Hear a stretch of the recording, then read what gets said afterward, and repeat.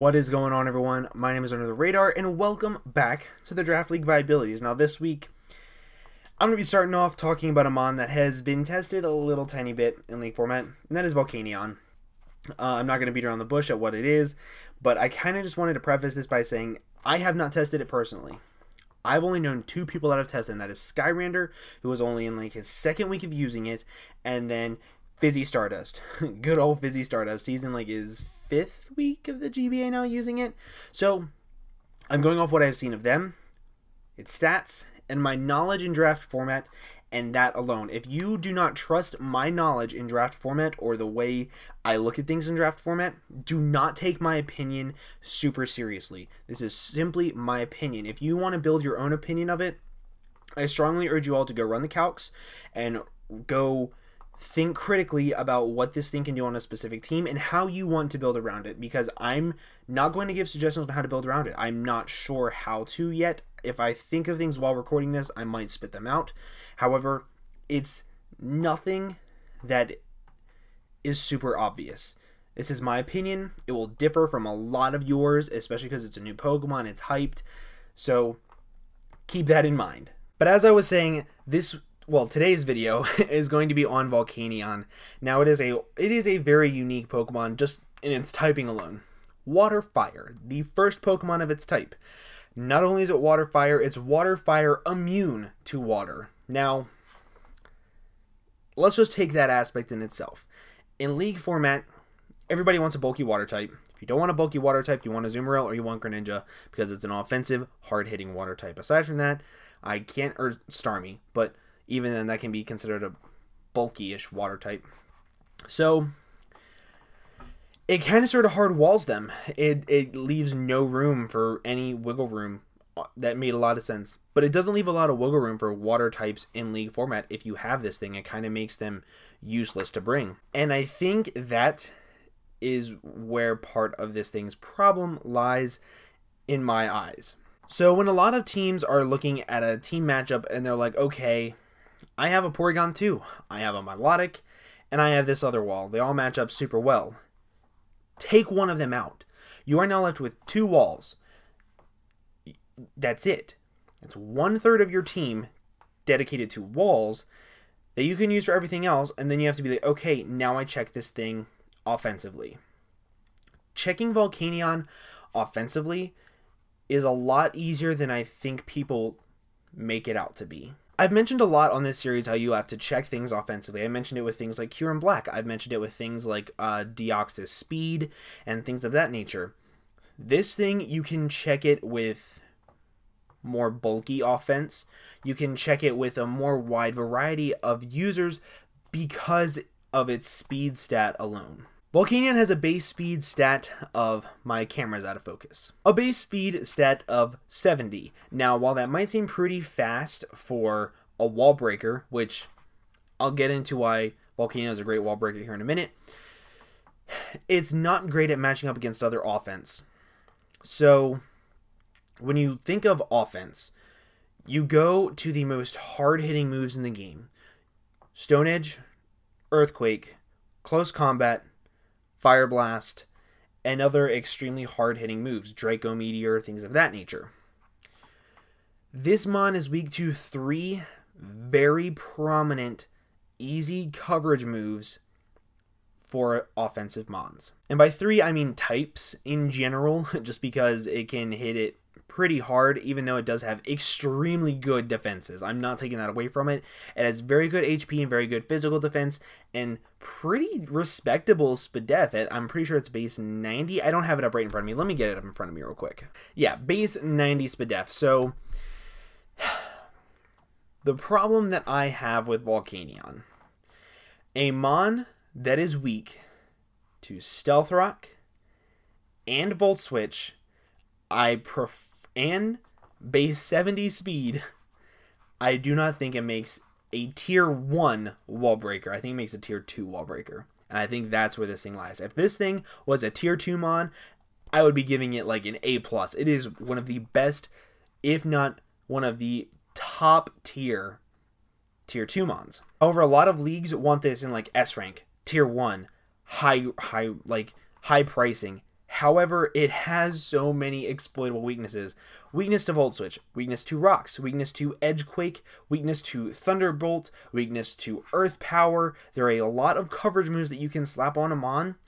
And because this thing is so weak to Stealth Rocks, takes 25%, it's going to be a lot easier to pick it off late game, especially because of its base speed. You think of other wall breakers that are weak to Rocks and Volt Switch, you think of things like Talonflame. You think of things like Staraptor. Staraptor is a big example that I want to point out in this. So Volcanion is base 70 speed. Choice Scarfed, it does not outspeed the likes of Mega Beedrill, Mega Sceptile, Mega Alakazam, things of that nature. So, actually wait, that's level 100. I can't remember level 50. I don't think it does level 50. No, it doesn't level 50. I'm pretty confident with that. Sure, we'll go with that. We'll go with that. I'm pretty sure it doesn't. I don't feel like doing math because math is not fun at 8 o'clock at night when I've been up since 2. So whenever you compare this type of wall breaker to a Staraptor, Staraptor is base 100. It outspeeds everything aside from non-Scarfers. So it's also a wall breaker and a late game cleanup. That sets other wall breakers ahead of it for me. This thing also does not have access to setup. And I think that's another thing that kind of sort of knocks it down on the wall breakers. You have things like Diggersby that can get Swords Dance and Agility. You have things like Garchomp, which can get Swords Dance. You have things like Hydreigon, which can get Workup. And it just, there's so much that I look at Volcanion, I'm like, I would not pick this for a tier 1 Mon.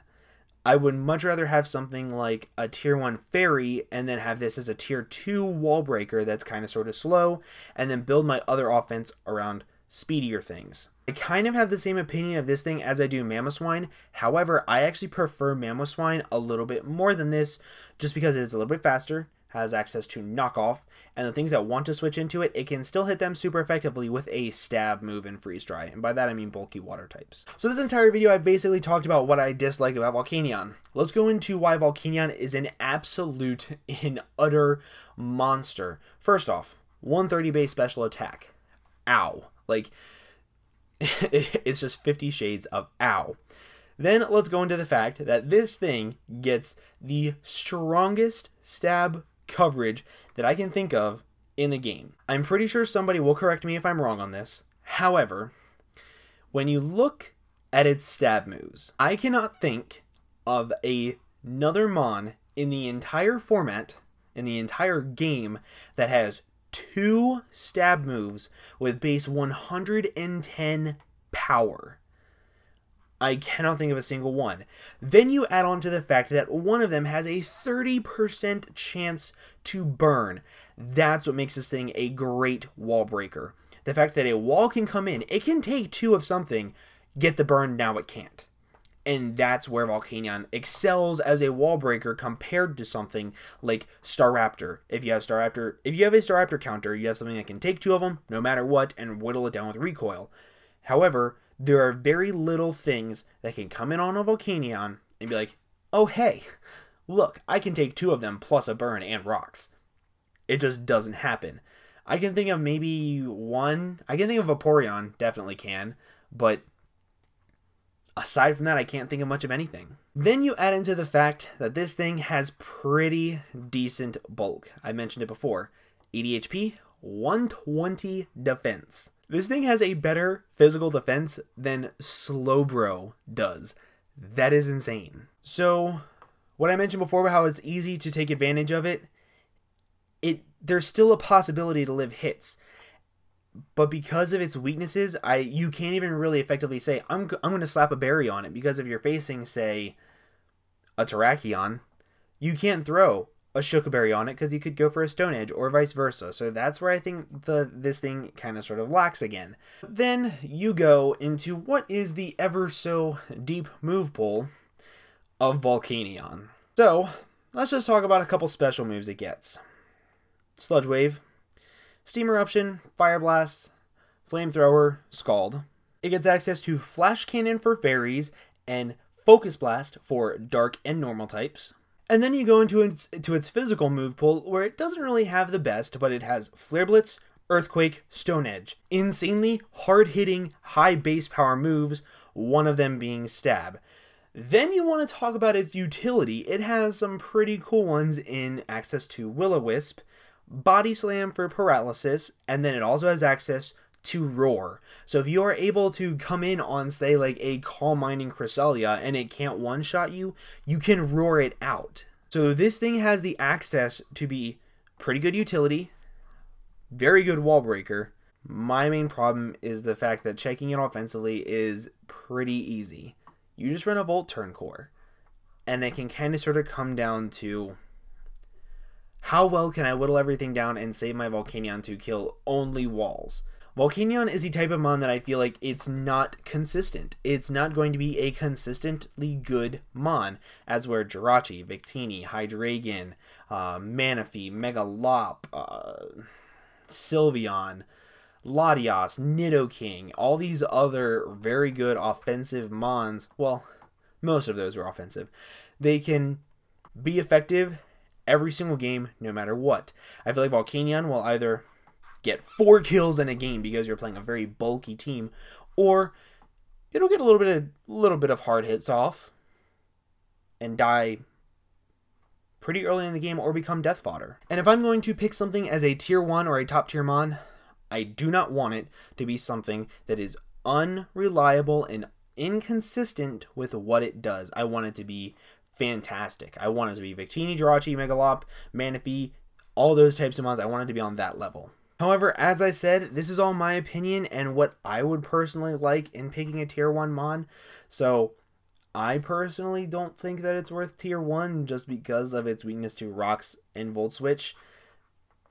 But that's just my opinion. Make sure you guys go down to the comment section below, leave your opinion, let me know what mons you think would pair up pretty well with Volcanion, if you think like an agility pass user would work, if sticky webs would work really well with it. Make sure you guys let me know down in the comments below because I would love to hear your thoughts as to what would go with it. Also, make sure you leave me your opinion as to what you think Volcanion is like in League format, how you think it'll be, how you think people will adapt. I personally think that this thing will have what I like to call Victini syndrome. Victini, way back in the day, was one of the most unstoppable mons, or Mega Venusaur as another prime example of this. It was one of the most unstoppable mons. Nobody knew how to deal with it. Nobody knew what they could do to deal with it. Then all of a sudden, somebody was like, oh, hey, I'm just going to Pursuit Trap it and deal with it that way. Then everybody was like, oh, hey, I can just Pursuit Trap it, or I can whittle it down with rocks, or Rocky Helmet, or something like that. And it becomes more easy to deal with, and I think Volcanion will end up being the same way after a season, maybe a season and a half of it being in the rotation. But once again, make sure you guys give me your opinions on it and give me some feedback, because I would love to know your guys' opinion. Since this is a new mon, I'm just as unaware of it as everybody else is that has not used it. I'm just the person in the computer that says their opinions. But real quick, I want to say thank you all so much for watching. Thank you to all my new subscribers. I'm so happy with the success on the channel so far. It means the absolute world to me. You guys do not understand. I'm so thankful for everything I have on YouTube. Thank you guys so much again for watching, and I will see you guys in the next video. Bye-bye.